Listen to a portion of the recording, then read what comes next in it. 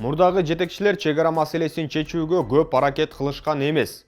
Мындай пикирин бүгүн 25 мартта улуттук коопсуздук боюнча мамлекеттик комитеттин төрагасы Камчыбек Ташиев жаңы алынган техникаларды чегара кызматына жана өзгөчө кырдаалдар министрлигине тапшыруу аземинде билдирди. Кыргыз-тажик чегарасында кооптуу абалдар түзүлүп турат. Себеби чегара көйгөйү акыркы 30 жылдан бери чечилбей келген. Мурдагы жетекчилер аны чечүүгө көп аракет кылышкан эмес. Бирок биз былтыркы жылдан бери президенттин көрсөтмөсүнүн негизинде аракеттерди жасап жатабыз. Мыйзам чегинде гана чегара тилкесиндеги маселени чечели деген оюбуз бар. Бизде башка мамлекеттин чегине кирели деген ниет жок жана андай болбойт, деди Ташиев. Чегара кызматына жана өзгөчө кырдаалдар министрлигине жаңы техникаларды тапшыруу аземине мамлекет башчы Садыр Жапаров катышып, буга чейин Кыргызстан грант түрүндө жардам катары эски техника гана алып келген болсо, эми мындан ары өз акчасына заманбап жаңы техника сатып алып турарын билдирди. Президенттин айтымында өткөн жылы бул үчүн бюджеттен 7,5 миллиард сом бөлүнсө, быйыл чегара коопсуздугун күчтөө үчүн азырынча 3 миллиард сом бөлүнүүдө. Учкучсуз учуучу аппараттар, брондолгон техника, автоунаалар, алдыңарда тургандай тегир үлгүсүндөгү тоо таштан, жолсуз жерден өтүү мүмкүнчүлүгү жогору машиналар жана башка курал жарак сатылып алынууда.